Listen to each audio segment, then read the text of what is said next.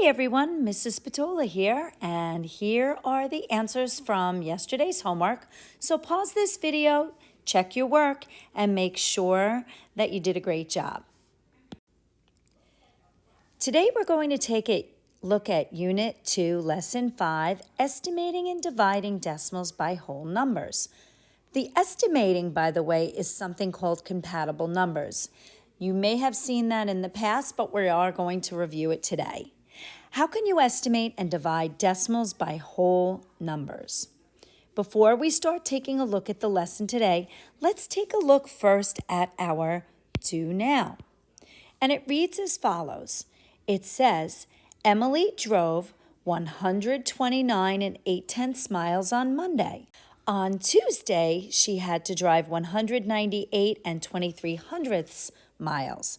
How much further did she have to drive on Tuesday than on Monday? Alrighty, so one of the things we focused on yesterday in class was problem solving and word problems. One of the first things we have to identify, we said, was the question. Lots of other boys and girls had some great ideas as to some important information that would be in the questions, such as numbers and details and keywords. That's all very important, but the very first thing you should always identify is the question. And the reason why we want to identify that question first is because we want to know, what are we looking to answer? So in this do now question, it says, how much further did she have to drive on Tuesday than on Monday? All right, so that's the question that I'm going to ask. So I see a key word there, farther. So when I see the word farther, that means that I'm going to be comparing two things. So on Monday, I see that she drove 129 and 8/10 miles on Monday. Tuesday was 198 and 23/100. So if I'm going to compare the two numbers together, the operation I'm going to use is, yes, subtraction. So let's go ahead and set up our problem. So we have 198.23. The bigger number has to go on top. So we can go ahead and do that. So it's 198 and 23/100 minus 129 and 8/10. Now, rule for subtracting decimals. Rule for subtracting decimals or adding decimals is line up the decimals. Line them up. All right, so I can go ahead and subtract now, but I notice that there's an empty place under the number 3. So I'm going to annex a 0. I'm going to put a 0 there as a placeholder. Now go ahead, do your subtraction, pause the video, and see how you do. So if you did your calculations correctly, you will see that Emily had to drive 68 and 43/100 miles further on Tuesday. So today's topics, boys and girls, are going to be estimating and dividing decimals by whole numbers. So the first thing we want to do is when we are estimating for division, we are going to use this thing called compatible numbers. Okay, and compatible numbers are when you use numbers that are close to the actual numbers for dividing, but are easier to compute mentally. Remember, when we estimate, we always estimate early to make it easy. So, as I said, when we are estimating for division, we use compatible numbers. And I hear something in the word compatible. Compatible. When I think about something that's compatible, I think about things that get along. For example, Mrs. Gelderman and Mrs. Spatola. We are compatible. We get along. We go together, right? What else can you think of? What other things can you think of that go together that are compatible? How about peanut butter and jelly? Awesome. Or peanut butter and fluff even. Those are things that are compatible. They get along, right? So when we think about compatible numbers, we're looking for numbers that get along, numbers that work well together. With compatible numbers, you are basically manipulating the numbers, which means you are getting them to divide compatibly or nicely. You do not have to follow the actual rounding rules with compatible numbers. So with regular rounding rules, it's 5 or more, up the score, 4 or less, let it rest or clean the mess, however you want to say it. But with compatible numbers, we're basically just looking for everybody to get along, and rounding rules take a back seat. If we go back up here and take a look for estimating quotients, by the way, a quotient is the answer to a division problem, we can see that these are compatible numbers. 945 divided by 28. It's saying to estimate the quotient. So when we estimate a quotient, we are using these things called compatible numbers. So check out what happened here in the problem. What did they do? So we have 945 divided by 28. So what we want to do is manipulate or change these numbers so we can make them into numbers that get along. So 945 and 28. Sometimes you want to look at your smaller number first to try to figure it out. So I see that 28 rounds pretty close to 30. And then what number can I divide 30 in? That's close to 945 so that I can get an easy answer or an easy quotient. Well, I'm going to round it to 900. And then what do I have? I have 900 divided by 30 equals 30. That's an example of compatible numbers. Let's take a look at this section and do some practice. Estimate using compatible numbers. So if I take $15.25 and I divide it by 2 9/10. So I'm going to round both of these numbers using compatible numbers so that I can get an estimate. I'm not doing exact, I'm making an estimate of what my quotient would be. So when I see 2 9/10, I think that would probably round to 3. And $15.25, well, what number can 3 divide into evenly that's near $15.25? I'm going to go with the whole number, and that would be 15. So now 15 divided by 3 equals 5. Let's look at number 3. We have $49.98 divided by 5 45/100. What could we round these to using compatible numbers? Now, we definitely are not going to be rounding to the nearest whole number here, boys and girls. We're going to pick numbers that are compatible, easy to get along. So I see that this number here looks pretty close to 50, and I look at 5 45/100. I could probably round that to 5. So if I make this 5 and I make this 50, 50 divided by 5 equals 10. Let's take a look at number 5. Number 5 is 16 173 thousandths divided by 2 45/100. So I want to just get an estimate. I don't want to do the actual real division, and I'm not rounding to the nearest whole number. I'm going to round using compatible numbers. Again, a little bit different. So 2 45/100, I could actually do 2 different ways. I'm going to show you 2 different ways for this one. I could actually round this number to 2, and if I round this to 2, I'm going to round 16 to what number? You got it. I'm going to round it to 16 because 16 divided by 2 equals 8. Now watch. Now I'm going to try another way. I'm going to round this time, instead of 2 45/100, Let's say I round that number to 3. What would I round 16 and 173 thousandths to that would easily be divisible by 3? Well, I could change that 16. I can round that to 15, right? 15.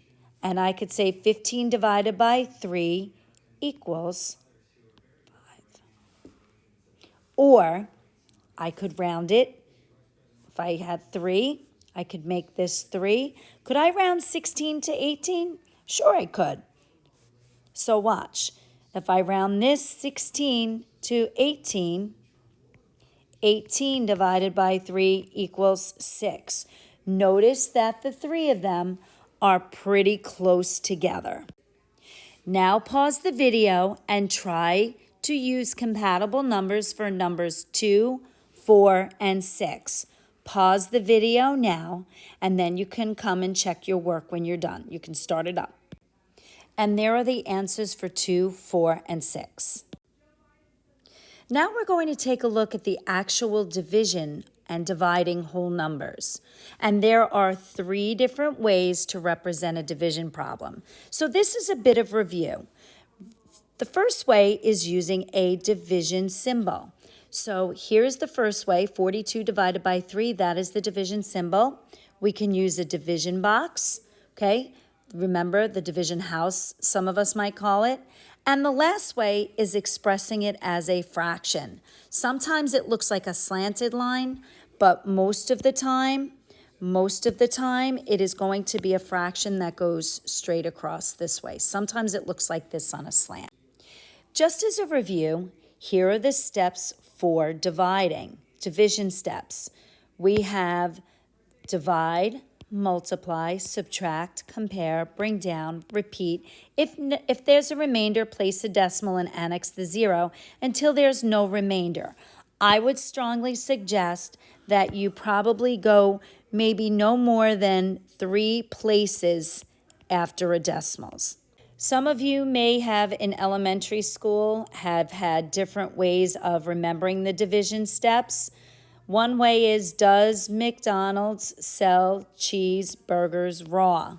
Another one might be daddy, mommy, sister, cousin, brother, relatives, or dirty monkeys smell completely bad. I don't know what monkeys and math have to do with each other, but a lot of monkeys smell bad when you're dividing, so I don't know.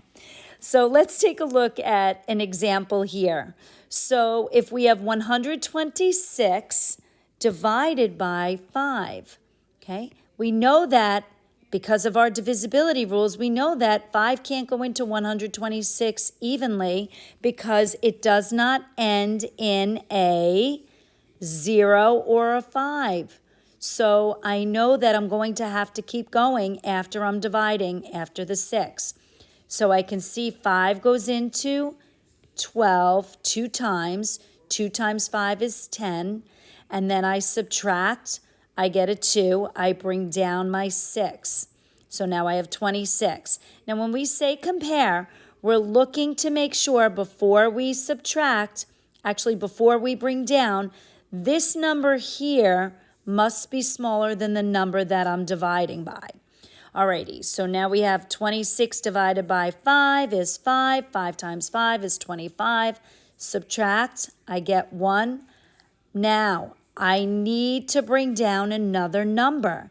I can't do that without bringing down a 0. So I have to put a decimal and annex the 0. But be sure when you are dividing, when you put down the 0, the decimal here, you bring up a decimal into your quotient. Bring down the 0. This becomes 10. 5 goes into 10 2 times. 2 times 5 is 10, and you are done. If you look over here, here's another example that you could look at. Just a quick couple of notes here. The word annex means adding 0 after decimals in the dividend. And just a couple of other things, you may estimate to see if your answer makes sense. And then finally, you definitely want to use your calculator to check. Let's set up problem number 1. So we have 58 divided by 5.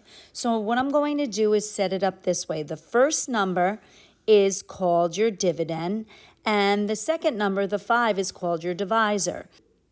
So when I set this up, I'm going to put the 58 inside the division box or the division house, and the 5 goes on the outside. So now I'm going to go ahead and do my dividing. So I look at this and I say 5 goes into 5 one time. 1 times 5 is 5. Subtract, that's 0. I see that 0 is smaller than 5. I can keep going, bring down my 8. 5 goes into 8. How many times? It goes in 1 time. 1 times 5 is 5. Subtract, and I get a difference of 3. Now, I'm not going to stop here. I'm going to keep going. In 6th grade, we keep going. We're going to go at least 2 to 3 places. So now I need more numbers, so what am I going to do? Exactly. I'm going to place a decimal, and I'm going to annex a 0. And I'm going to bring that 0 down. Now I'm dividing 5 into 30. 5 goes into 30 how many times? It goes in 6 times. Now I have to make sure if I have a decimal here, I got to bring it up. And there's my 6. 5 times 6 is 30. And voila, I am done. Now let's try number 3. Set it up, pause the video, and then check your work. That one wasn't so bad, was it? Now try number 2. Set it up. So it's 637 divided by 7. Pause and try it on your own. That one wasn't so bad either now, was it? Okay, try number 4 on your own. Pause the video, set it up, and then check it. And there's your answer to number 4. The homework for this lesson now is going to be on page 64. You are going to complete the remaining problems, numbers 5 through 12 on this page. One thing that I do want to bring to your attention is problem number 7.